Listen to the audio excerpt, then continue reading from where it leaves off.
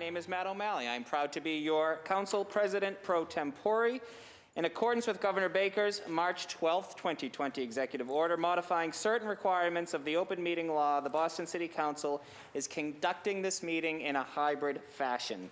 Viewers can watch the council meeting live on YouTube by visiting boston.gov/city-council-tv. Madam Clerk, would you please call the roll to ascertain the presence of a quorum? Thank you, Mr. President. Councillor Arroyo. Present. Councillor Baker. Here. Councillor Bach. Present. Councillor Braden. Yes. Councillor Campbell. Present. Councillor Edwards. Councillor Sabi George. Present. Councillor Flaherty. Here. Councillor Flynn. Here. Councillor Mejia. Here. Councillor O'Malley. Present. And Councillor Wu. Mr. President, we have a quorum. Thank you very much. Thank you, Madam Clerk. It is my incredible honor for the last time as a member of this body to introduce my choice for a person of faith to deliver our invocation. He is no stranger to this city. It's Father John Connolly, who is my pastor at St. John Chrysostom Church in West Roxbury, as well as St. Teresa of Avalia Parish, also in West Roxbury. The clerk is very jealous because he was the clerk's pastor for many, many years. He is a native Bostonian, grew up in Jamaica Plain, graduate of the Boston Latin School, and he serves this city in a number of ways. He's our Boston Police Department chaplain. He was very, very close friends with former Mayor Menino, delivered one of the most touching eulogies at his funeral services, and he's been a great spiritual mentor to me. I'm delighted that he was able to baptize Margot several months ago as the newest member of the Catholic Church, and there is no one we wanted to do it. So, Father John, thank you for being here, and thank you for delivering the first hybrid remote invocation as we begin today's meeting. So, welcome, Father John Connolly. Thanks very much, Mr. President.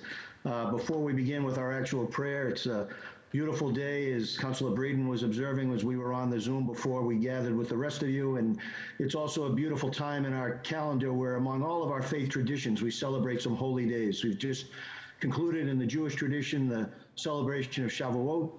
Today or tomorrow, we'll celebrate in the with our brothers and sisters in the Islamic tradition, Eid al-Fitr, and we continue our Easter celebration in the Christian dispensation as we celebrate tomorrow Ascension Thursday. So with all of that in mind, let us together as one community of God's children pray. Loving God, we come before you on this beautiful day you have given us with gratitude in our hearts for the many ways in which you bless us each and every day with your gifts of faith, hope, and love. As we begin this week's meeting of the Boston City Council, we ask you, Lord, to continue to shower with your gifts of wisdom and of civility, of care and compassion, the members of this august body. May they continue, Lord, to discuss all that faces our city, and may they continue to discuss it in a way, Lord, that gives praise, honor, and glory to you by loving and serving all the citizens and residents of our neighborhoods. Help us, Lord, all of us, to remember that we can do more and do it better together than we can ever do apart. And may we, as these spring days head quickly into our summer season, come together, Lord, in a way that promotes peace, that promotes inclusivity, that promotes the ongoing recognition that we are all your beloved daughters and sons, and that there is so much more that unites us than that divides us. Help our city councilors, help our mayor, help our government officials at every level, Lord, to represent your will and your way as they serve us, your daughters and sons. All this we ask in the name of God who created us all. Amen. Amen. Amen. Thank you, Father Connolly, for those inspiring words. I now invite everyone who is able to please stand as we recite the Pledge of Allegiance. I pledge allegiance to the flag of the United States of America and to the republic for which it stands, one nation, under God, indivisible, with liberty and justice for all. Thank you very much, colleagues. We now are moving on to a presentation, which I'm delighted. I'm going to ask our two colleagues if they wouldn't mind remaining in their seat as they introduce this presentation. Presentation is by the Boston Music Project in celebration of Asian American and Pacific Islander Heritage Month. Councillor Michelle Wu and Councillor Ed Flynn are bringing this before all of us, so I will start by recognizing the at-large council from Rosedale, Councillor Michelle Wu. The floor is yours. Thank you very much, Mr. President. Thank you to Councillor Flynn as well. I'm really excited to introduce what will be a virtual performance. They otherwise would be in the chamber with us, but we'll see a little video from the Boston Music Project, formerly known as the Josiah Quincy Orchestra Program, which is started in 2011. It is run by Chris Schroeder, who is just an incredible advocate in the community, and they provide so much more than just the opportunity for students to learn an instrument. It is mentorship, it is growing, it is performing out in the community, developing so many skills, and it starts at a very, very young age. They now have a kindergarten musicianship class as well. So excited to have them join us for our official council proceedings today. Thank you. Thank you, Councillor Wu. Councillor Flynn? Thank you, Councillor O'Malley, and thank you, Councillor Wu, as well. The Boston Music Project at JQS School plays an incredible role in our city in providing music, culture, arts to many, many young students.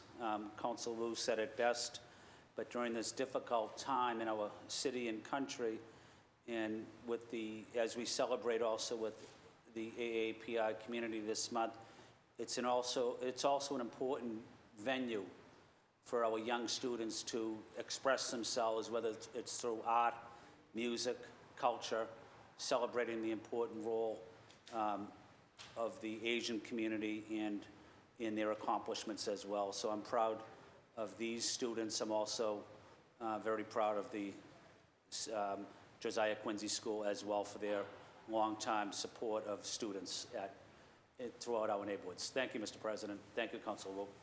Thank you, Councillor Flynn. And I think we will start the video as soon as we're ready. Hello, my name is Christopher Schroeder, Executive Director of the Boston Music Project. Today we wanted to feature a few performances from our students and staff from the Josiah Quincy Elementary School and Josiah Quincy Upper School programs in Chinatown. To kick off our virtual performance, please welcome Zirong, third grader at the Josiah Quincy Elementary School. Hi everyone, my name is Zirong and I am a celloist in the Boston Music Project. One piece that I have fun learning this semester is the Habanera from Carmen. I hope you enjoy it.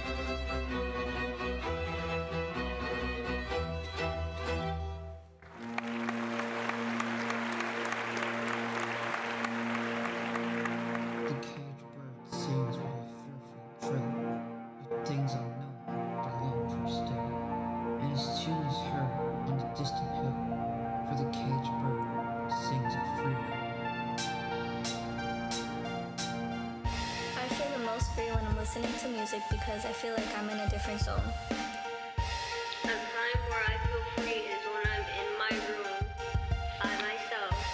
Listening to music with headphones on is my escape. When I feel stressed, I listen to music alone in my room. The feeling of freedom is a very rare thing.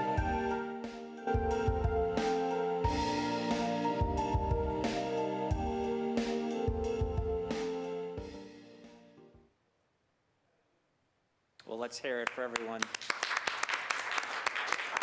That was really special. Thank you, Councilors Wu and Councilor Flynn, and particularly impressive given so many of those students learned so much remotely. That was wonderful, so thank you for that. We're now moving on to the first order of business, which is the approval of the minutes.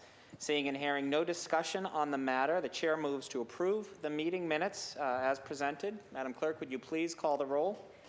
Thank you. Approval of the minutes. Councilor Arroyo. Yes. Councilor Arroyo, yes. Councilor Baker. Aye. Councilor Baker, aye. Councilor Bach. Yes. Councilor Bach, yes. Councilor Braden. Yes. Councilor Braden, yes. Councilor Campbell. Yes. Councilor Campbell, yes. Councilor Edwards. Councilor Edwards, yes. Councilor Asabi George. Yes. Councilor Asabi George, yes. Councilor Flaherty. Yes. Councilor Flaherty, yes. Councilor Flynn. Yes. Councilor Flynn, yes. Councilor Mejia. Councilor Mejia, yes. Councilor O'Malley. Yes. Councilor O'Malley, yes. And Councilor Wu. Yes. Councilor Wu, yes. Mr. President, the minutes have been approved unanimously. Thank you, Madam Clerk. Moving right along to communications from Her Honor, the Mayor. Madam Clerk, would you please read dockets 0651 and 0652 together? Certainly. Docket 0651, message and order authorizing the City of Boston to accept and expend an amount of $936,440.25 in the form of a grant for the FFY21 Nutrition Service Incentive Program awarded by the U.S. Department of Health and Human Services, passed through the Mass Executive Office of Elder Affairs to be administered by the Age Strong Commission. The grant will fund incentives to serve more meals to elders. Docket 0652, message and order authorizing the City of Boston to accept and expend an amount of $489,609.24 in the form of a grant for the FY 2022 state allocation awarded by the Mass Executive Office of Elder Affairs to be administered by the Age Strong Commission. The grant will fund the Elder Lunch Program in Boston. Thank you, Madam Clerk. Dockets 0651 and 0652 shall be referred to the Committee on Strong Women, Families, and Communities. Madam Clerk, would you please now read docket 0653? Certainly. Docket 0653, message and order authorizing the City of Boston to accept and expend an amount of $32,000 in the form of a grant for the FY21 Firefighter Safety Equipment Grant awarded by the Massachusetts Department of Fire Services to be administered by the Fire Department. The grant will fund the purchase of firefighter safety equipment. Chair now recognizes Councilor Andrea Campbell, the Chair of the Committee on Public Safety and Criminal Justice. Chair Campbell, you have the floor. Thank you, Mr. President. It's so great to be back in this chamber. As Chair of the Committee on Public Safety and Criminal Justice, seeking suspension of the rules and passage of this docket, which is a relatively small amount, in the amount of $32,000 with a very clear purpose that's been confirmed by the Fire Department. It's to fund the purchase of firefighter safety equipment, which is critically important in the midst of COVID. So seeking suspension of the rules and passage of docket 0653. Thank you. Thank you, Madam Chair. Councilor Campbell, Chair of the Committee on Public Safety and Criminal Justice, hereby seeks suspension of the rules and passage of docket 0653. Madam Clerk, would you please call the roll? Certainly.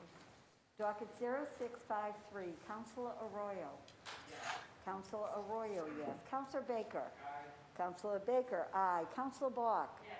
Councilor Bach, yes. Councilor Braden. Yes. Councilor Braden, yes. Councilor Campbell. Yes. Councilor Campbell, yes. Councilor Edwards. Councilor Edwards, yes. Councilor Asabi George. Yes. Councilor Asabi George, yes. Councilor Flaherty. Yes. Councilor Flaherty, yes. Councilor Flynn. Yes. Councilor Flynn, yes. Councilor Mejia. Councilor Mejia, yes. Councilor O'Malley. Yes. Councilor O'Malley, yes. And Councilor Wu. Councilor Wu, yes. Mr. President, docket 0653 passed unanimously. Thank you, Madam Clerk. Next up, matters recently heard for possible action. Madam Clerk, would you please read dockets 0524 through 0531, as well as dockets 0538, 0539, 0535, and 0536 together. Thank you. Docket 0524 through 0526.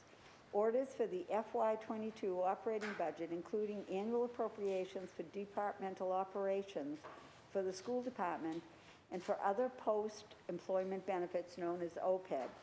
Docket 0527 through 0529, orders for capital fund transfer appropriations.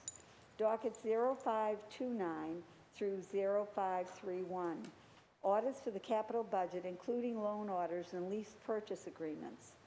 Docket number 0538, message and order authorizing a limit for the Distributed Energy Resource Revolving Fund for fiscal year 2022 to facilitate the purchase of offsets for greenhouse gas emissions, which shall be associated with a portion of the electricity consumed by the city annually, and to operate, maintain, and monitor and expand the city's existing solar arrays and Boston Public Schools combined heat and power facilities.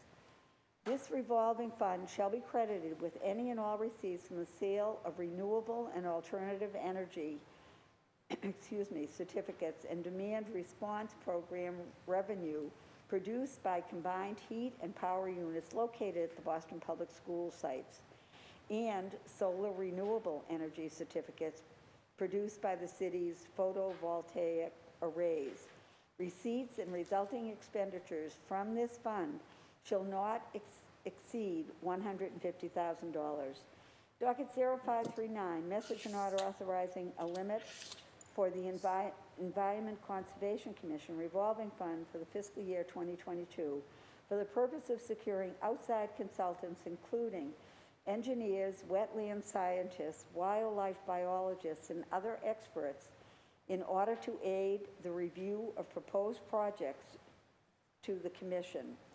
Per the city's ordinance protecting wetlands and promoting climate change adaptation, the revolving fund shall be funded by the receipts from fees imposed by the Commission for the purpose of securing outside consultants. The Environment Department will be the only department authorized to expend from this fund, and such expenditures shall be capped at $50,000.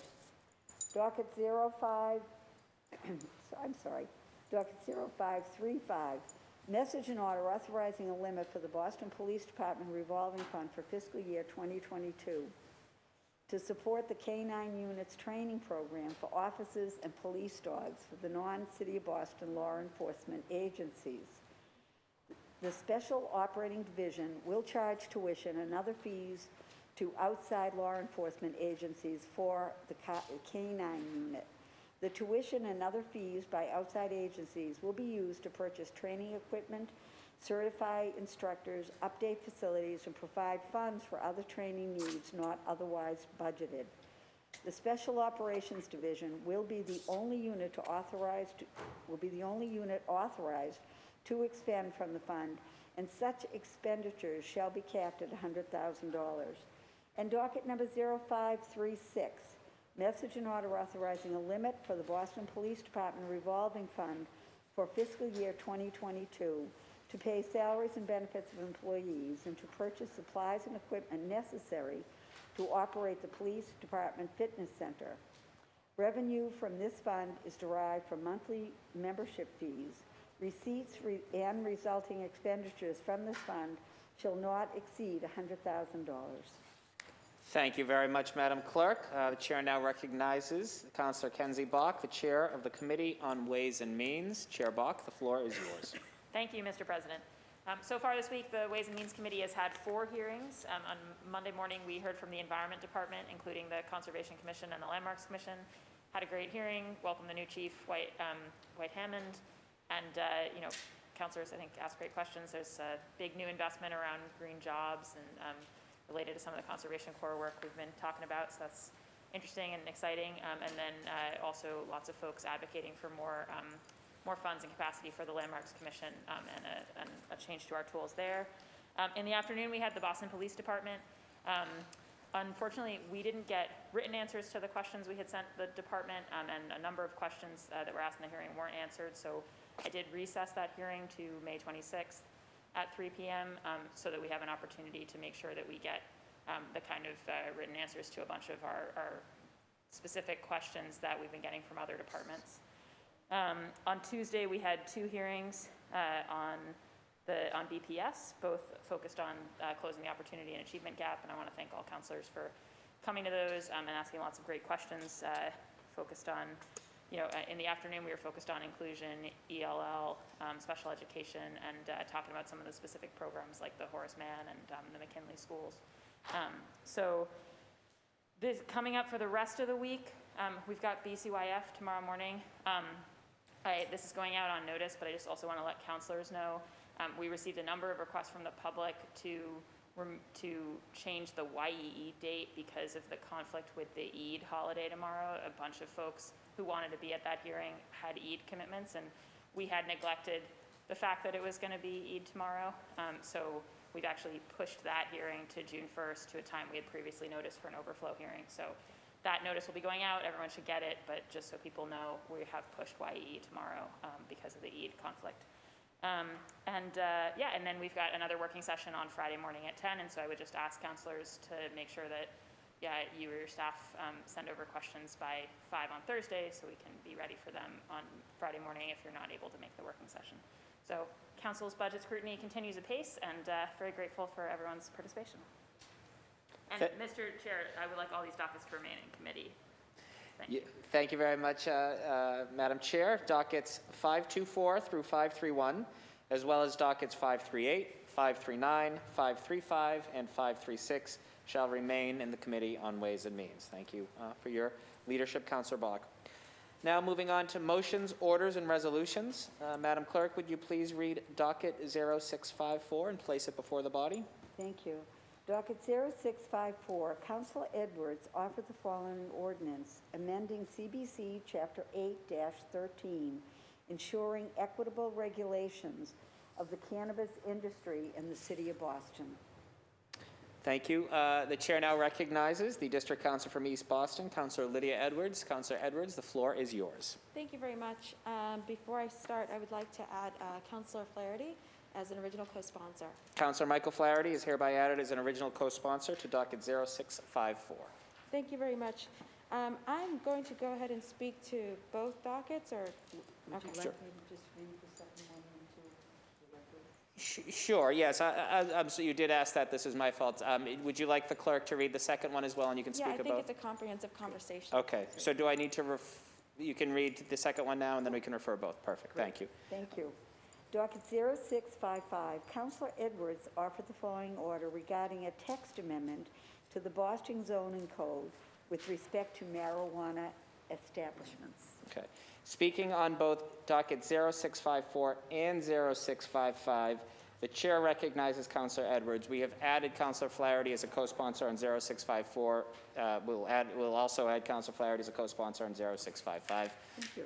Councillor Edwards, the floor is yours. Thank you very much. Just to give my colleagues a little bit of background, we've come a long way when it comes to the regulation of cannabis in the City of Boston. As you will recall, after we legalized or voted for it to be legalized, the city then set about trying to set up the Office of Emerging Industries, where we then tried to come up with regulations and ways in which to look at how this industry could be done equitably in the City of Boston. At that time, we had the Office of Emerging Industries and the ZBA. And this was a conditional use, which meant ultimately you had to go to the CBA in order to get, to further the application onto the CCC, which is the state level, granting the ultimate license and permission to open up a dispensary in the City of Boston or anywhere in the state. The state had established an equity program, and unfortunately, by the time we had settled and gotten things going, their equity program had opened and closed. And so a lot of people of color, a lot of people who had formerly been incarcerated, couldn't even apply to be in that. Essentially, what I'm trying to say, there was a mismatch, and there was all over the place, and there seemed to be, what the heck is going to go on with this? Plus, honestly, a huge amount of stigma, a lot of concern that's going on in our neighborhoods, and just a lot of pushback. In that time, our colleague, Councilor Flaherty, stepped up and helped to come up with a buffer zone to make sure that we didn't make some of the mistakes that we learned in Denver, Colorado, where there was a concentration of cannabis shops in just one area. We wanted to make sure that there was no neighborhood that was overly burdened by this industry. We wanted to make sure that the stigma didn't just attach to certain communities either. So the goal was to spread this around. The goal was to make sure that this was a regulated vice, just like we had with liquor stores. And every single one of us ended up in some kind of scrum, fight, or back and forth on this. And I bring that up to say that we've come a long way. Since that time, we have now thanks to Acting Mayor Janey, the Boston Cannabis Board. Boston Cannabis Board has been set up, and members are appointed by the mayor, and its expertise is specifically to look at cannabis. We have people who are looking at public health, we have security, we have people looking at the actual vice and understanding of licensing of vices. All of them are on, and labor, all of them are on this committee to look at each and every single shop. And in total, since that time, we've granted about 38 licenses. Now, about 25 from specifically the Boston Cannabis Board, and before that, I think about 7 from Office of Emergent Industries. What that means is the board is working. It's working really hard, and it's moving this through in an equitable process. We have a 1-for-1 ratio to make sure that it is also equitable. So I'm excited to say that this conversation is really adding to that. It's not trying to take it away. It's trying to actually make us more consistent. So what am I proposing? And the reason why it's 2, it's partly because the ordinance then needs to be reflected in the zoning. The first thing that I have to say is, while I appreciate the work of the ZBA and how hard it's been working, it no longer is necessary in this conversation.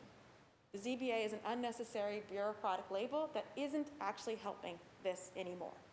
What am I trying to say?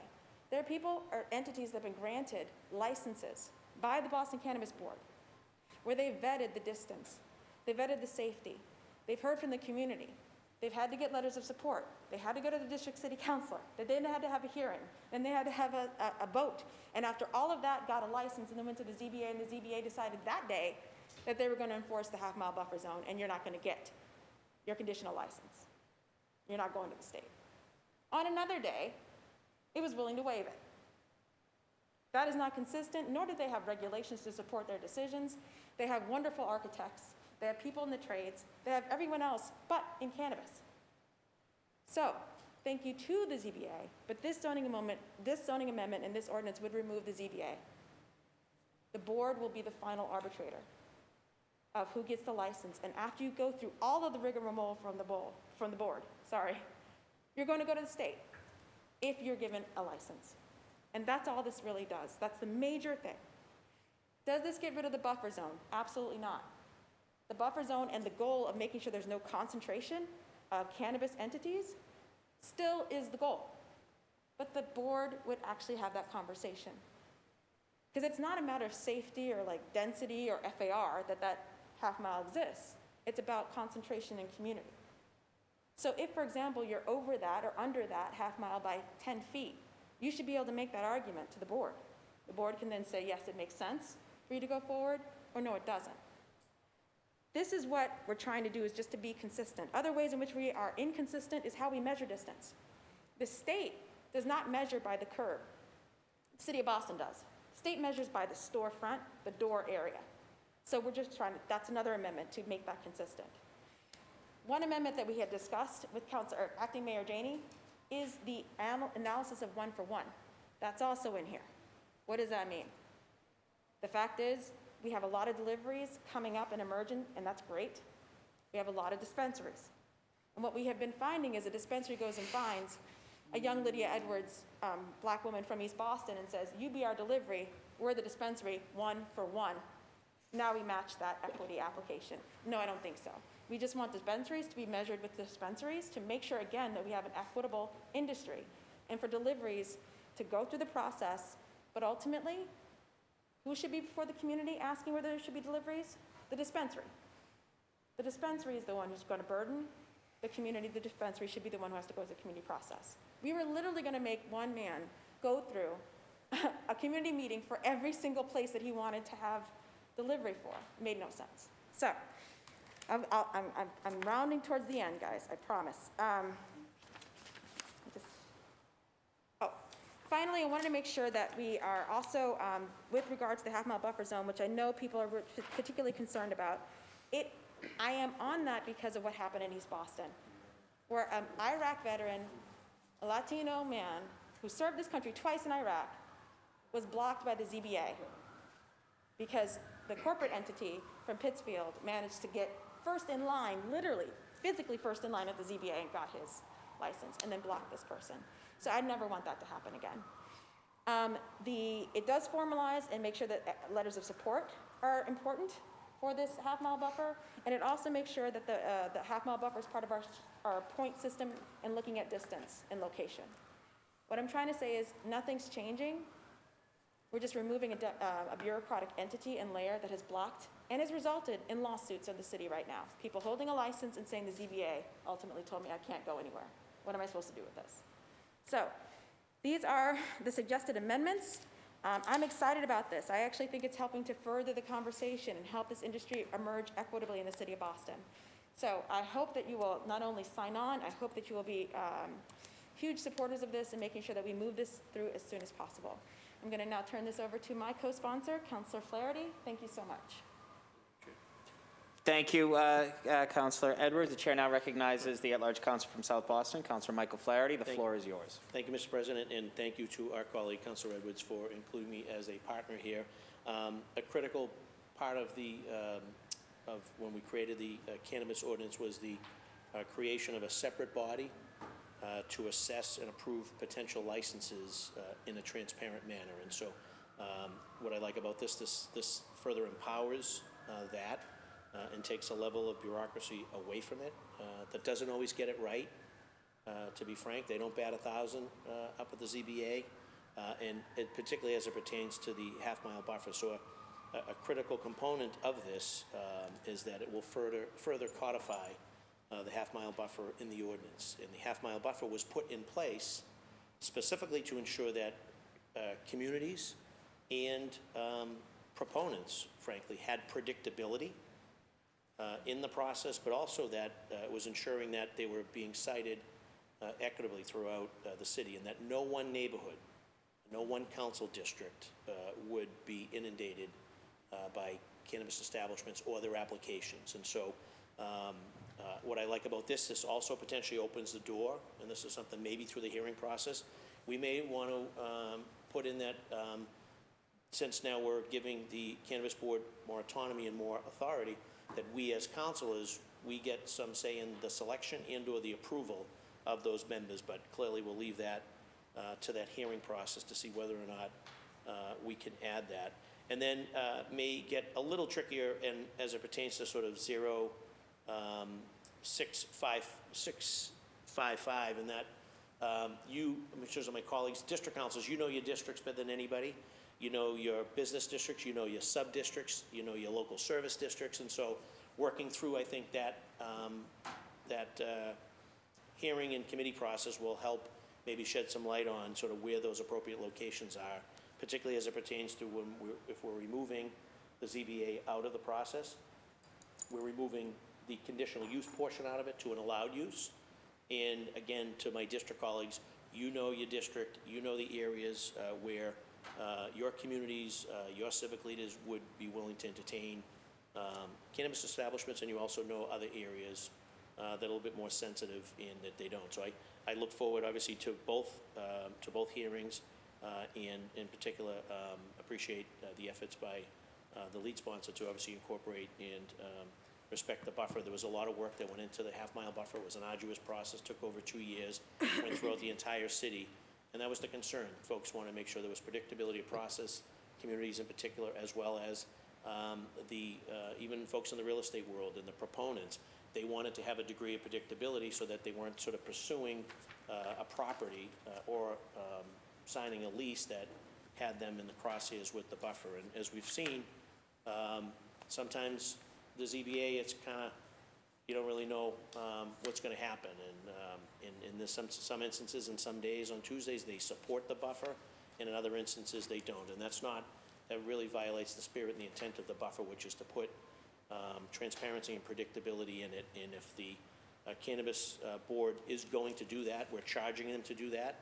And if someone's within that half-mile buffer, but they can make a case for themselves that they're different from that other establishment, that they do other things in that establishment doesn't do, or they're adding additional value to a community that the other establishment does not do, then that's up to them, and that's the process that we've outlined, and my colleague and our colleague, Councilor Edwards, is asking for. Go out and get that support.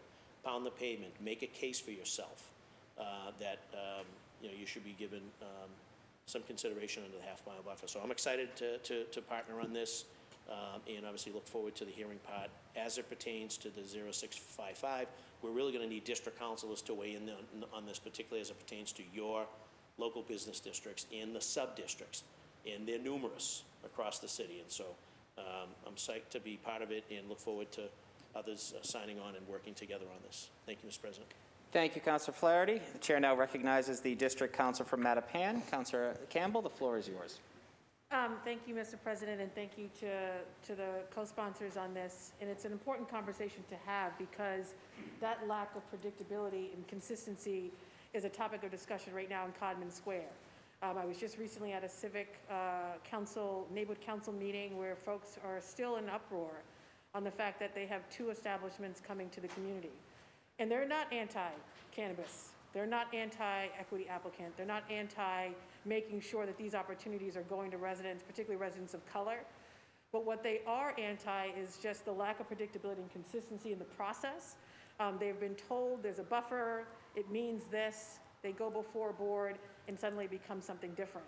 And kudos to Leslie at the Cannabis Commission, who's going to come out to the community to have a conversation specifically about this whole process. But it's obviously difficult to backtrack now. These residents clearly can't hire lawyers, so they're trying to figure out how to make it work. But this is also a community that has been fighting for years for healthier food, to get rid of smoking, smoke-free housing, to really improve the health outcomes of folks in their community. They've been taking the lead. And this felt like, frankly, just, I can't even describe the emotion. It was, I mean, just folks who really given up in many ways on community process because they show up, they do all that's required of them, and then there's a different outcome. So what's the point? So it really creates a sense of distrust in government. So I'm excited for this conversation. I do think it is timely. I also think it's important that we do have conversations around the spirit of these laws. We do want to see more equity applicants across the entire city of Boston. Most should be going most licenses should be going to these folks in the city of Boston when you think about the history of this industry and the effects it's had on the criminalization of folks in this community. How do we support these applicants while also not concentrating these businesses in communities of color that are trying to get rid of some of the liquor stores, trying to get rid of some of the weed, whatever it is, and trying to create other spaces and other types of businesses, coffee shops, that aren't Dunkin' Donuts. We all love Dunkin' Donuts, but a coffee shop owned by someone from the community that's open past 4 o'clock. Healthier food options. They're expanding, their food markets and various things. They want restaurants. Mattapan, can we get a liquor license, sit-down restaurant? They want these diversity of businesses that you see in every other community. And so I do think, how do we as a city support equity applicants from the proactive stage so they're not concentrated in certain areas where it might be easier to get a lease on a building or something else? I do think that's a conversation we need to have. And if we don't, we're going to continue to see, particularly communities of color, just really, I think, frustrated by the process or lack thereof. And so I just wanted to lift that up because it's been a topic of discussion in District 4. I might have the most, frankly, establishments right now in District 4, which is not a bad thing. These are folks who worked hard, put in the work. But at the same time, this is also a district, predominantly a district of color, that for a long time has wanted a greater diversity in their businesses and have been really frustrated with the lack of investment by the city in making that happen. So thank you, add my name, and thank you to the makers. Thank you, Councilor Campbell. Add your name to both dockets, I assume? Yes. So, Madam Clerk, please add Councilor Andrea Campbell to docket 0654 as well as 0655. Chair now recognizes the district councilor from Beacon Hill, Councilor Buck. The floor is yours. Thank you so much, Mr. President. And I just want to thank Councilor Edwards and Flaherty for introducing this and looking forward to this conversation. I think clarity is really needed. I think that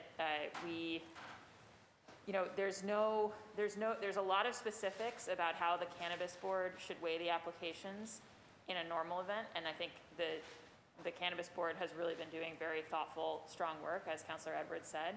There's no specifics currently in the ordinance about what higher bar they should apply for things within the buffer zone. And my observation has been that to a great extent, the Cannabis Board has sort of been saying, well, we'll leave that to the ZBA because technically that's a variance over at the ZBA.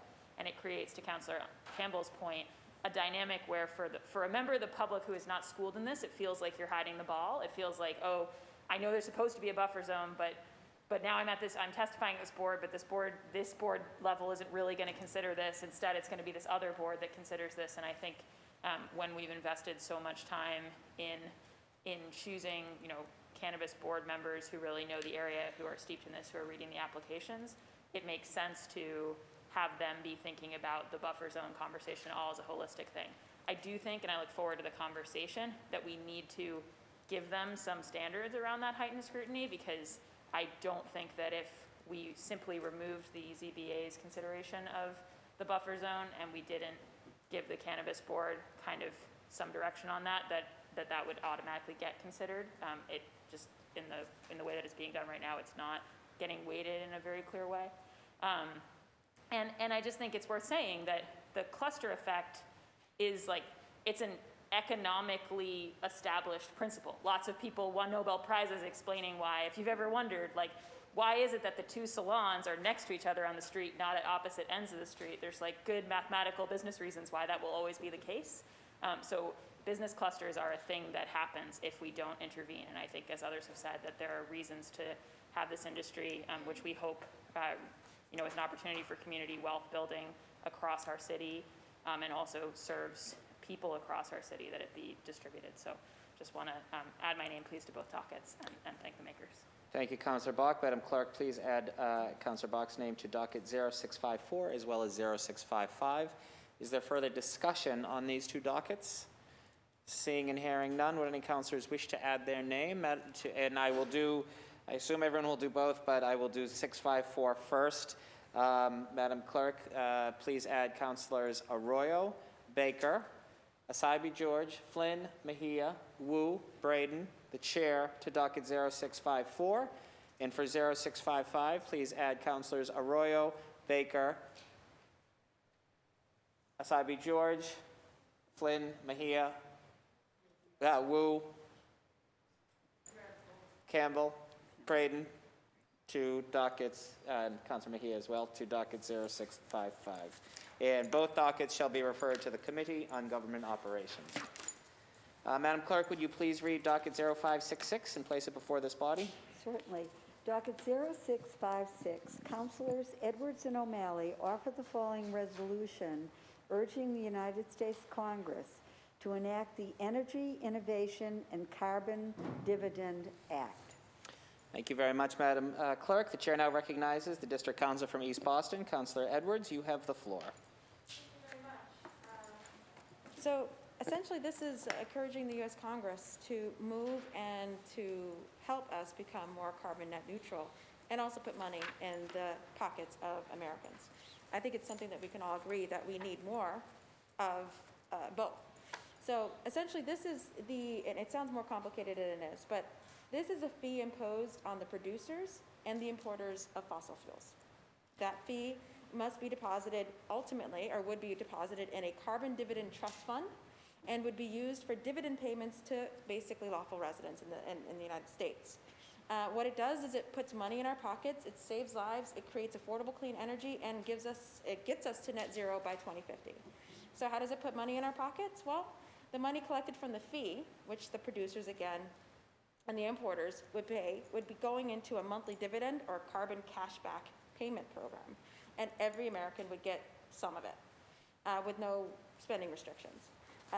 Actually, when the math is crunched on this, 95% of all low and middle income Americans will come out financially ahead or break even. So this is a huge win for all of us. How does it save lives? This policy will improve health and save about 4.5 million Americans' lives over the next 50 years by reducing pollution that Americans breathe. This is predominantly through the poor air quality. For as many as 1 in 10 Americans die today, and they're sickened by, again, poor air quality. That's about 350,000 lives are lost each year just for air pollution. And so we could be saving about, again, math, 4.5 million over the next 50 years. So, and how does it create affordable clean energy? With this policy, the government sets the direction and businesses respond, which is what we do with all of our policies and all of the fees that we actually impose. And the money that we would get, again, goes into a carbon dividend program.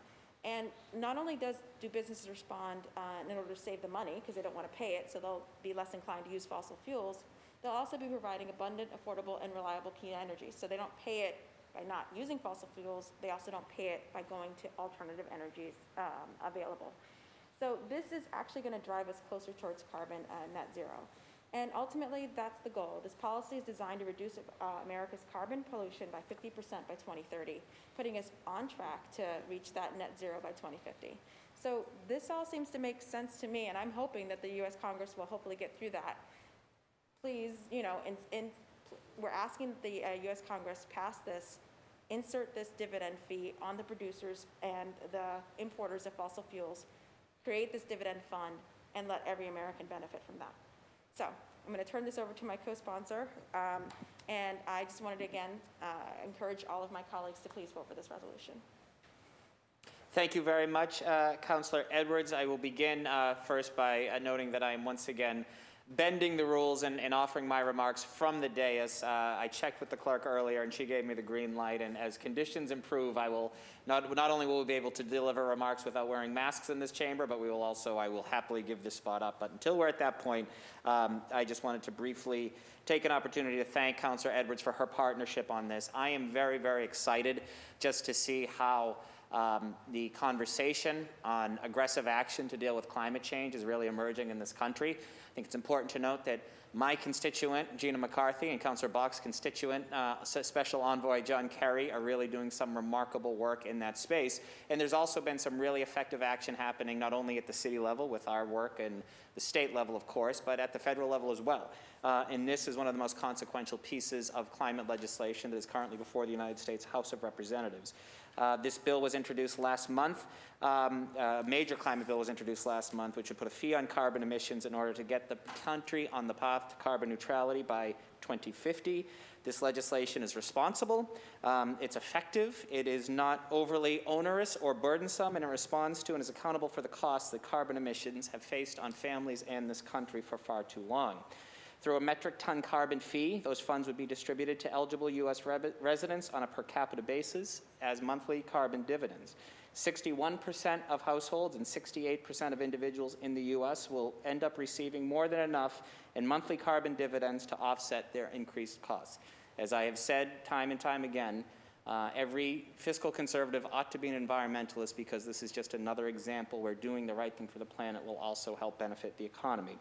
Implementing this legislation would slash the nation's carbon emissions by 30% within the first 5 years.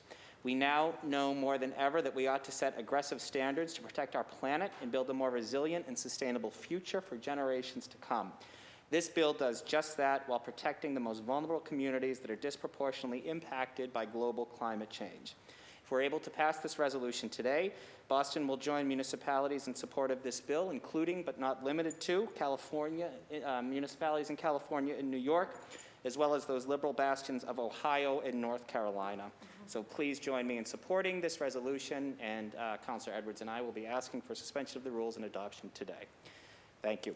The chair now recognizes the at-large councillor from South Boston, Councillor Flaherty. The floor is yours. Thank you, Mr. President. Please add my name. My office, we've received a lot of calls and emails on this, and I'd be remiss if I don't give a shout out to South Boston resident on behalf of Councillor Flynn and I, to Jim Murphy. He works with Citizens for Climate Justice. He went around to the whole neighborhood with the legislation, speaking to the civic associations and a variety of different organizations to bring folks up to speed on that. So his efforts were obviously tremendous, and he got more folks on board with it. So shout out to Jim Murphy. Please add my name, and look forward to having this adopted. Thank you very much. Madam Clerk, please add Councillor Michael Flaherty as a co-sponsor. Any further discussion on this? The chair now recognizes the district councillor from Alston Brighton. Councillor Braden, you have the floor. I was just, please add my name to this, a very important resolution. I agree with all your comments already, President O'Malley. I think time is of the essence, and this legislation adds a little urgency, and as you said, it is sort of a no-brainer when it comes to fiscal responsibility. So please add my name. Thank you. Thank you. Madam Clerk, please add Councillor Liz Braden as a co-sponsor. Seeing no further discussion, would any councillors wish to add their name? Madam Clerk, please add Councillor Arroyo, Councillor Baker, Councillor Bach, Councillor Campbell, Councillor Saibi George, Councillor Flynn, Councillor Mejia, and Councillor Wu. And Councillor Edwards and I now seek suspension of the rules and adoption of docket 0656. Madam Clerk, would you please call the roll? Thank you. Docket 0656, Councilor Arroyo. Yes. Councilor Arroyo, yes. Councilor Baker. Aye. Councilor Baker, aye. Councilor Bach. Yes. Councilor Bach, yes. Councilor Braden. Yes. Councilor Braden, yes. Councilor Campbell. Yes. Councilor Campbell, yes. Councilor Edwards. Councilor Edwards, yes. Councilor Sabi George. Yes. Councilor Sabi George, yes. Councilor Flaherty. Yes. Councilor Flaherty, yes. Councilor Flynn. Yes. Councilor Flynn, yes. Councilor Mejia. Councilor Mejia, yes. Councilor O'Malley. Yes. Councilor O'Malley, yes. And Councilor Wu. Yes. Councilor Wu, yes. Mr. President, docket number 0656 has been adopted unanimously. Thank you very much, Madam Clerk. Madam Clerk, would you now please read and place before the body docket 0657? Docket 0657, Councilor Sabi George offered the following resolution recognizing the need for more BIPOC mental health care providers, across services and practices in Boston. Thank you, Madam Clerk. The chair now recognizes the at-large counsel from Dorchester, Councilor Nisa Sabi George. You have the floor. Thank you very much, Mr. President. In keeping with May as Mental Health Awareness Month, I want to pay special attention to the need for more mental health practitioners of color. This has come up through my work with my Mental Health Provider Roundtable, especially in devising a mental health commission, as well as my work with BPS to get full-time licensed mental health practitioners in every school. Some of the key challenges to increasing the number of practitioners of color include low compensation rates, barriers within the clinical licensure process, the absence of robust mentorship and pathways for students of color into the field, and the lack of in-depth training regarding cultural sensitivity, competency, practices, or organizations, making workplaces undesirable for practitioners of color.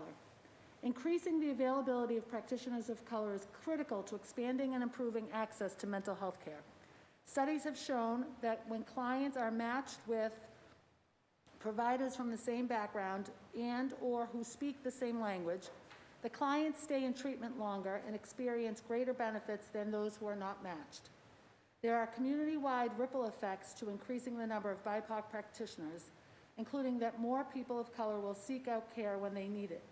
I ask that we suspend and pass this resolution and redouble our efforts to improve access to mental health care for all of our residents. Thank you very much, Councilor Sabi George. Any further discussion on docket 0657? Would any councilors wish to add their name as a co-sponsor to docket 0657? Madam Clerk, please add Councilor Arroyo, Councilor Baker, Councilor Bach, Councilor Braden, Councilor Campbell, Councilor Edwards, Councilor Flaherty, Councilor Flynn, Councilor Mejia, Councilor Wu. Please add the chair's name. And Councilor Sabi George moves for suspension of the rules and adoption of this resolution. Would you please call the roll? Thank you. Docket 0657, Councilor Arroyo. Yes. Councilor Arroyo, yes. Councilor Baker. Aye. Councilor Baker, aye. Councilor Bach. Yes. Councilor Bach, yes. Councilor Braden. Yes. Councilor Braden, yes. Councilor Campbell. Yes. Councilor Campbell, yes. Councilor Edwards. Yes. Councilor Edwards, yes. Councilor Sabi George. Yes. Councilor Sabi George, yes. Councilor Flaherty. Yes. Councilor Flaherty, yes. Councilor Flynn. Yes. Councilor Flynn, yes. Councilor Mejia. Councilor Mejia, yes. Councilor O'Malley. Yes. Councilor O'Malley, yes. And Councilor Wu. Councilor Wu, yes. Mr. President, docket number 0657 was adopted unanimously. Thank you, Madam Clerk.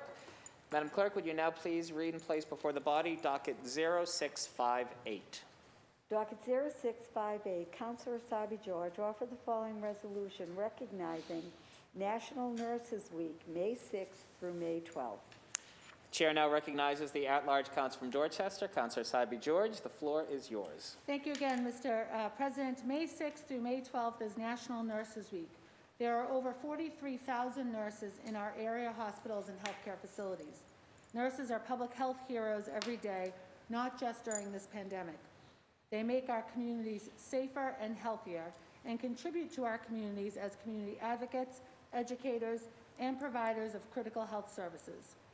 The Mass Nurses Association surveyed registered nurses and found that the pandemic has exacerbated existing problems within the Massachusetts healthcare system, including overburdened emergency departments, nurse burnout and turnover, and a lack of support from employers.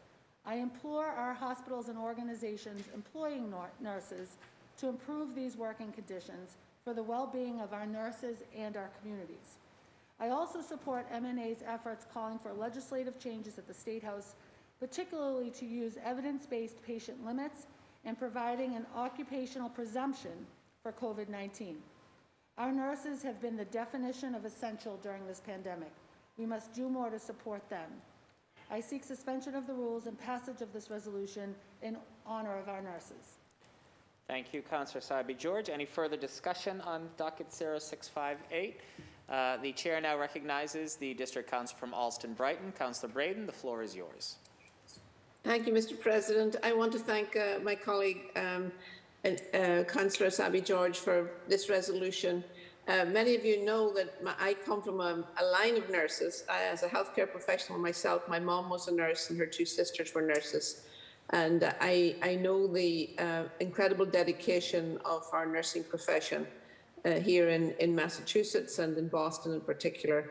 I also want to echo Councillor Asabi-George's concerns and advocacy to have the issue of occupational presumption during COVID be taken seriously, and so that nurses who are adversely affected by COVID infections during this time will get adequate support from occupational health. And also the issue of safe staffing levels has been an issue that we've been talking about this past year, both locally and out in Worcester and here at St. Elizabeth's Hospital in Boston, in Brighton. Nurses go the extra mile every day, and it's really important that they are supported with adequate staffing levels so that their patients are safe and that they themselves are safe in their work setting. So please add my name. Thank you. Thank you, Councillor Braden. Madam Clerk, please add Councillor Liz Braden as a co-sponsor. The chair now recognizes the District Council from South Boston. Councillor Flynn, the floor is yours. Thank you, Mr. President. Mr. President, please add my name. I want to say thank you to Councillor Asabi-George for bringing this important resolution forward.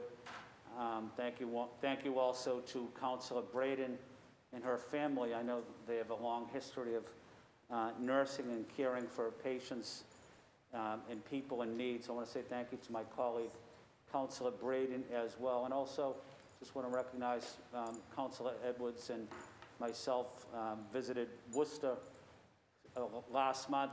The St. Vincent nurses were on strike, and we were there representing the entire body in support of the nurses at St. Vincent's Hospital that are on strike, fighting for decent pay, safe patient limits, fairness in the workplace. So we know the incredible work that nurses play in our city, in our country. They're the frontline workers, and we're proud of them. And again, thank you, Councillor Asabi-George, for bringing this forward. Thank you, Mr. President. Thank you very much. Madam Clerk, please add Councillor Ed Flynn as a co-sponsor. Seeing no discussion, would any councillors also wish to add their name? Madam Clerk, please add. We'll start the opposite side this way. Councillor Wu, Councillor Mejia, Councillor Flaherty, Councillor Edwards, Councillor Campbell, Councillor Bach, Councillor Baker, Councillor Arroyo. Please add the chair's name as well. And Councillor Asabi-George moves for suspension of the rules and adoption of docket 0658. Would you please call the roll, Madam Clerk? Thank you. Docket 0658, Councillor Arroyo. Yes. Councillor Arroyo, yes. Councillor Baker. Aye. Councillor Baker, aye. Councillor Bach. Yes. Councillor Bach, yes. Councillor Braden. Yes. Councillor Braden, yes. Councillor Campbell. Yes. Councillor Campbell, yes. Councillor Edwards. Yes. Councillor Edwards, yes. Councillor Asabi-George. Yes. Councillor Asabi-George, yes. Councillor Flaherty. Yes. Councillor Flaherty, yes. Councillor Flynn. Yes. Councillor Flynn, yes. Councillor Mejia. Councillor Mejia, yes. Councillor O'Malley. Yes. Councillor O'Malley, yes. And Councillor Wu. Yes. Councillor Wu, yes. Mr. President, docket number 0658 has been adopted unanimously. Thank you, Madam Clerk. Our final motion, order, and resolution is docket 0659. Would you please read it and place it before the body? Thank you. 0659, Councilors Wu and Flynn offer the following resolution recognizing May as Asian Pacific American Heritage Month in Boston. Thank you, Madam Clerk. The chair now recognizes the at-large counsel from Rosendale, Councilor Wu. The floor is yours. Thank you, Mr. President. Thank you again to Councilor Flynn also for his partnership on this. Just wanted to make sure that this council was officially standing up and once again affirming the importance, the contributions, the strength of our AAPI community in Boston. We are home to the third largest Chinatown in the country. We celebrate our soon-to-be official Little Saigon district in Fields Corner. We're waiting a few final steps there. And in this year in particular, I know the Asian American community is still reeling from acts of violence, of attacks, of anti-Asian racism that has been felt for a long time and accelerating through the pandemic, but that is also connected to a history of scapegoating and otherizing throughout the history of this country. And so there are many, many events and many, many celebrations and rallies in this moment to push back, to ensure that we are wrapping around the community and all of its diversity with our support and connecting this community in the larger fight to end white supremacy, to make sure we're pushing back and ending racism overall. But very eager for the City Council to officially recognize this today. Thank you. Thank you very much, Councilor Wu. The chair now recognizes the District Council from South Boston, Councilor Flynn. The floor is yours. Thank you. Thank you, Mr. President, and thank you, Councilor Wu, for your leadership on this important issue, for your strong advocacy in support of the AAPI community. But also, I want to thank my colleagues, my City Council colleagues as well. They have also provided strong leadership over the many years in support of the AAPI community. So I want to thank Councilor Wu, say thank you to my colleagues, but also to Clerk Feeney, who's also been a strong supporter of the AAPI community for many years. This has been a very difficult year, as Councilor Wu mentioned, for everybody, including the AAPI community. Not only have we seen rises of anti-racism anti-violence against the Asian community here in Greater Boston, but also throughout the country. Intimidation, violence, hate crimes have gone up. And we had the first meeting at Josiah Quincy School in January 2020. Councilor Asabi George was with me. We had at Josiah Quincy School when the pandemic first hit, and there was a young Asian high school student that spoke during this meeting, and she said once she got on the train going to, I think she was going to Boston Latin Academy, when she was getting on the train, and once she got on the train, all the white people on the train would get off because they associated her with COVID-19. And certainly, right after that, we've seen a rise in hate crimes against the Asian community, fueled also in part by terrible comments from the White House. It escalated. But I also know about the incredible story and history of the Asian community that's not really discussed all that much throughout our country.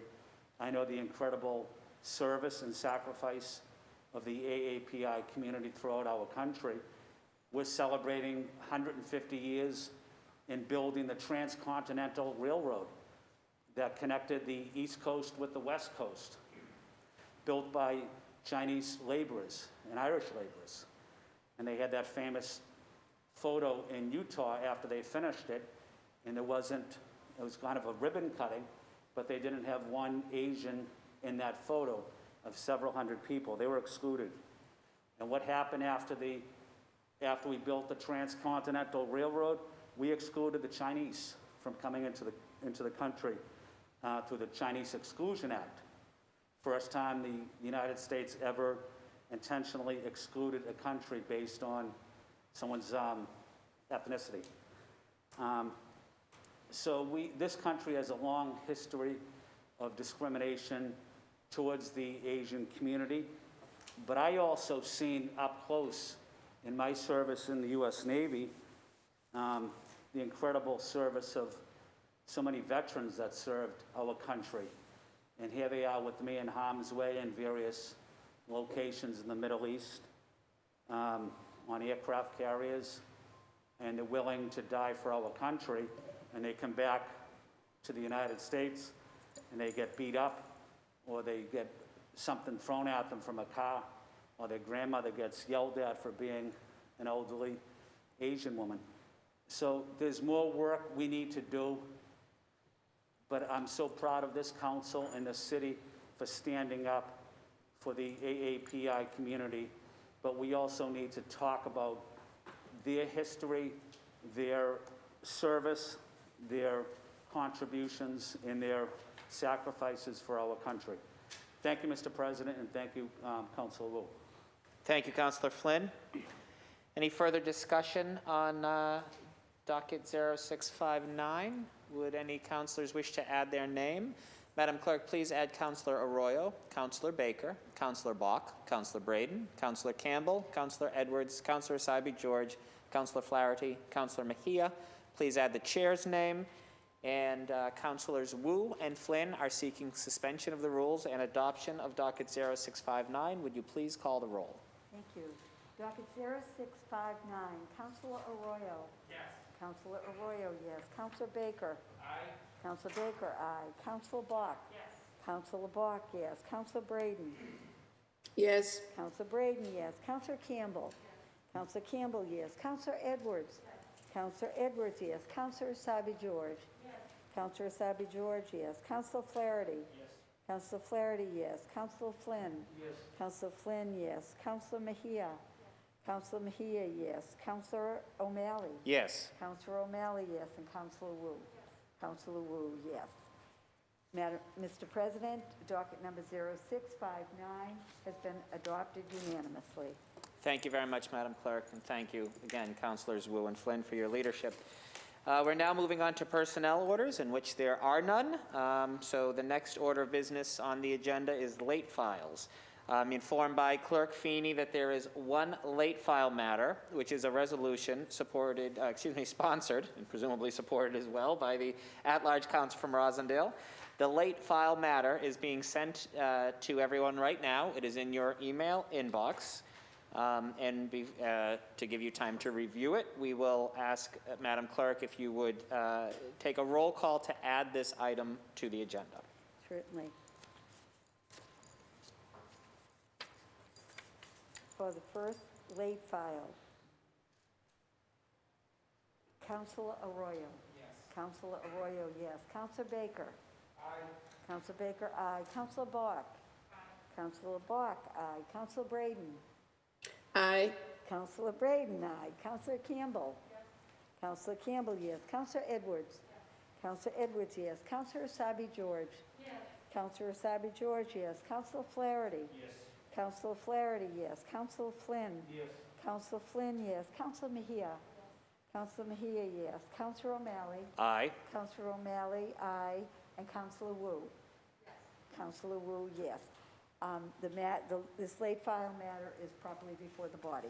Thank you very much, Madam Clerk. Would you mind reading now, Madam Clerk, the first and last two clauses into the record before we begin discussion on this late file matter? Certainly. Offered by Councilor Michelle Wu in the City of Boston City Council, a resolution in support of athletes' free expression to recognize that Black Lives Matter. Whereas the International Olympic Committee, IOC, recently reaffirmed a ban on political, social, or ideological protests at the upcoming Tokyo Olympic Games, including wearing apparel that says Black Lives Matter, or taking a knee to protest police violence and racial injustice. Therefore, be it resolved that the Boston City Council affirms that Black Lives Matter, that athletes have a right to show up to work as their fullest expression of themselves, and that athletes who fight for human rights and justice should be celebrated. And be it further resolved that the City Council calls upon the International Olympic Committee to amend Rule 50 and recognize athletes' full freedom of expression, filed on May 12, 2021. Thank you, Madam Clerk. The chair now recognizes the at-large counsel from Rosendale, Councilor Michelle Wu. The floor is yours. Thank you, Mr. President. I apologize to colleagues for late filing. This is an issue that was just recently affirmed confirmed and brought to my attention from community members. I will not be at next week's council meeting either due to a family situation, so wanted to make sure to raise this today. Our city had a very close and intense conversation with the International Olympic Committee. It wasn't too long ago that we were standing in this very chamber discussing what it would mean for Boston to be on a world stage, whether that was a good fit for our city. I'm personally glad we arrived at the direction that we did there, but so much of the discussion centered on how much benefit, how much exposure, how wide of a global platform this would be for Boston and for any city that hosts the Olympics. And so we've seen the 2020 Summer Games now delayed because of the pandemic and happening later this calendar year. And this is all centering on Rule 50 of the IOC, which restricts any sort of religious, political, racial propaganda. The recent interpretation has been that while athletes will be able to wear apparel that says words like peace, inclusion, other sort of more positive terms according to the IOC, that the majority of athletes have said that they do not wish to include do not wish to allow for Black Lives Matter to be on any apparel, or for there to be demonstrations that specifically might reference the ongoing fight for racial justice. Councilor Arroyo, if he were medaling, would face punishment for wearing that very mask on the medal stand, or on the field of play, or at official events. And so this is a moment where we are seeing we cannot ask our athletes to leave their identities and views at the door, to take an identity on and off. This is a moment where the entire world should be centering on the fight and the urgency for racial justice. And Boston has a voice in that, especially given our connection to the discussion around the Olympics. And so I would ask that our City Council weigh in officially and get on record in terms of opposing this interpretation of this rule, and join with so many others, including many groups of athletes around the world who are pushing for a fuller recognition for self-expression and the power that our athletes and sports teams have to truly shift the awareness and consciousness and bring about change and social justice. Thank you. Thank you very much, Councillor Wu. Any further discussion on this late file? Would any councillors wish to add their name as a co-sponsor? Madam Clerk, please add Councillor Arroyo, Councillor Baker, Councillor Bach, Councillor Braden, Councillor Campbell, Councillor Edwards, Councillor Sabi-George, Councillor Mejia. Please add the chair's name. Councillor Wu, you are seeking suspension of the rules and adoption of the late file matter. Would you please call the roll, Madam Clerk? Certainly. Late file resolution. Councilor Arroyo. Yes. Councilor Arroyo, yes. Councilor Baker. Aye. Councilor Baker, aye. Councilor Bach. Yes. Councilor Bach, yes. Councilor Braden. Yes. Councilor Braden, yes. Councilor Campbell. Councilor Campbell, yes. Councilor Edwards. Yes. Councilor Edwards, yes. Councilor Sabi-George. Yes. Councilor Sabi-George, yes. Councilor Flaherty. Yes. Councilor Flaherty, yes. Councilor Flynn. Yes. Councilor Flynn, yes. Councilor Mejia. Yes. Councilor Mejia, yes. Councilor O'Malley. Yes. Councilor O'Malley, yes. And Councilor Wu. Yes. Councilor Wu, yes. Mr. President, the late file has passed unanimously. Thank you, Madam Clerk. Congratulations, Councillor Wu. Now, moving on to the green sheets. Does anybody wish to remove a matter from the green sheets and place it before the body? Speak now or forever hold your peace. Now, moving on to the consent agenda. I am informed by the clerk that there are 0 additions to the consent agenda. The chair moves for adoption of the consent agenda as presented. Madam Clerk, please call the roll. For the approval of consent agenda, Councilor Arroyo. Yes. Councilor Arroyo, yes. Councilor Baker. Aye. Councilor Baker, aye. Councilor Bach. Yes. Councilor Bach, yes. Councilor Braden. Yes. Councilor Braden, yes. Councilor Campbell. Councilor Campbell, yes. Councilor Edwards. Yes. Councilor Edwards, yes. Councilor Sabi-George. Yes. Councilor Sabi-George, yes. Councilor Flaherty. Yes. Councilor Flaherty, yes. Councilor Flynn. Yes. Councilor Flynn, yes. Councilor Mejia. Yes. Councilor Mejia, yes. Councilor O'Malley. Yes. Councilor O'Malley, yes. And Councilor Wu. Yes. Councilor Wu, yes.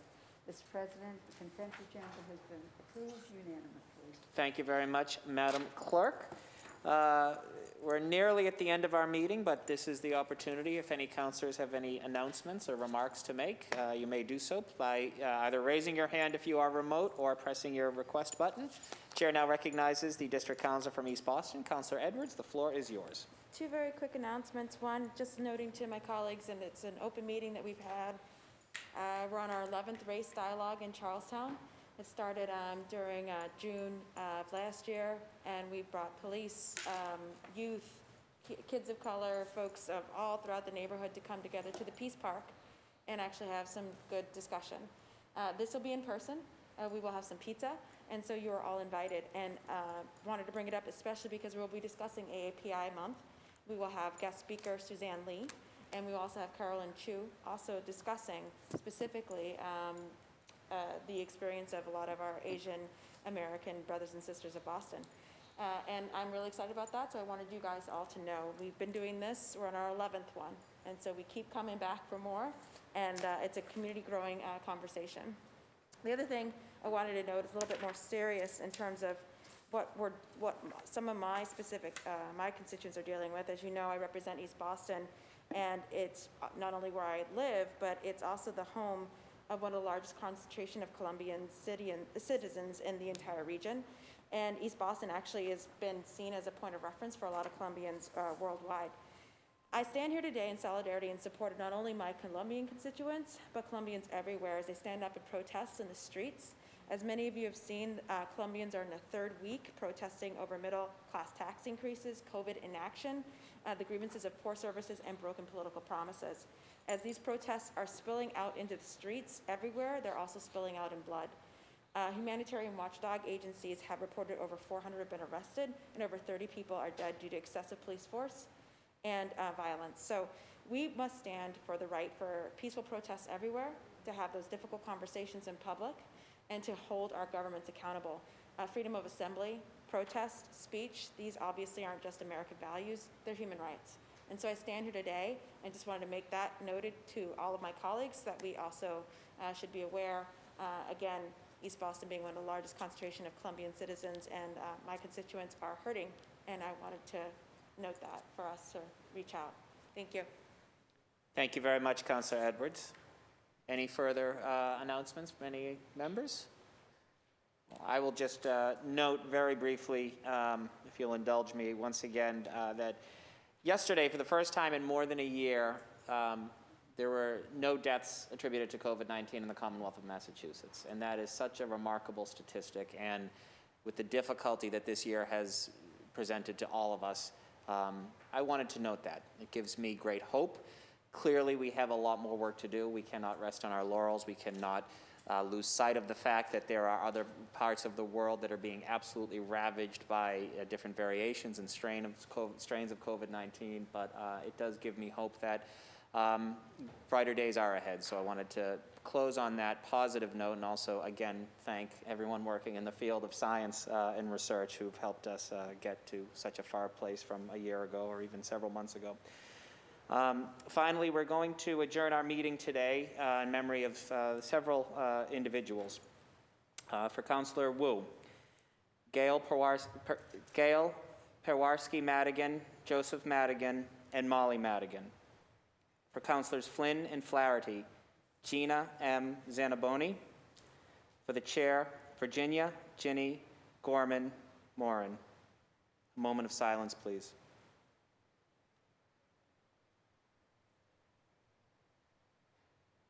Chair moves that when the Council adjourns today, it does so in memory of the aforementioned individuals and is scheduled to meet again remotely, hybrid rather, on Wednesday, May 19th at 12 noon.